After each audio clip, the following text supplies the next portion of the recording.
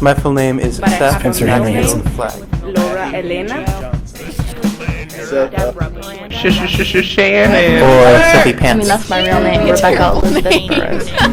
Laura Sanchez. Chad Edward Shannon. Been in my family for 17 generations. In real life, there are names that surprise us because they don't seem to suit the person at all. Kristikov Koslowski.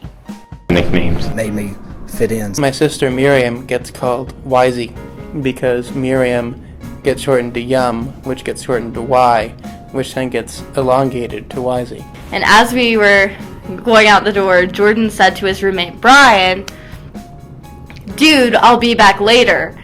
And Brian thought that he said, Doodle, be back later. Or Sophie Pants.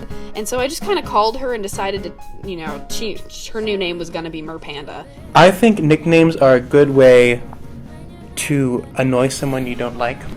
In elementary school, people started calling me Peanut because I just stuffed a bunch of them in my mouth and chewed them with the shells on, which was not the best decision. I didn't think about that because I was in third grade. I gave him the name Pussyfinger. T-Rex, my pre-calculus teacher.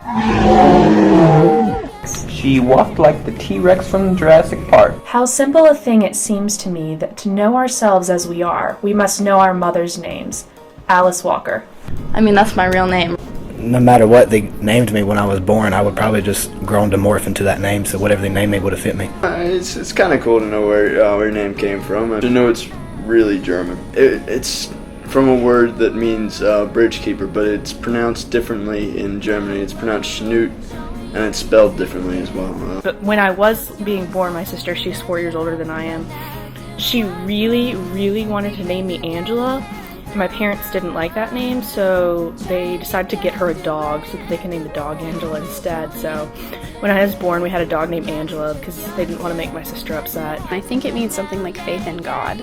I really don't consider myself to be a very religious person, and so that just doesn't really fit me exactly. A nickname is the hardest stone that the devil can throw at a man. William Hazlitt. When I was young, I was actually really short and really small. Yes, I know, it's unbelievable. Black kids would always call me the weird names like Whitey, Pace, like stupid stuff like that. And then sometimes they got a little, like as I got older, they got more vicious. Some of the ones I'm not going to repeat because they just bring back bad memories. And I was talking about her with someone else. The other guy described her as looking like a bowling ball because that was just kind of the shape of her body. At first it wasn't much, but it just got... It's kind of annoying. Demanding. Really intimidating. A negative experience. By them doing that, it toughens people up. Because now I can sit here in college and have any name thrown at me, and it's like absolutely nothing to me. I mean, I call girls bitch behind their back, but I'm not about to tell them that I call them bitch. I didn't really mean to do this, like, to be malicious or anything like that. Shut up. If they called you a fucked up retard baby that the worthless bag of cum your mom should have swallowed, then yes, they sometimes mean it. Each generation wants new symbols, new people, new names. They want to divorce themselves from their predecessors. Jim Morrison. I've come up with like 8 different names for my hypothetical children. Kind of like the name Reese, R-H-Y-S. The name of the girl, Amanda. I think it's a simple name, but at the same time it's a really nice name for a girl. Henry runs down the family. It was my great-grandfather's name, and ever since then it's been the middle name of everyone else. If I were to have a son, then I want to continue the tradition of the middle name Henry. A signature always reveals a man's character, and sometimes even his name. Evan Esser. I'm not as good as cursive as I used to be.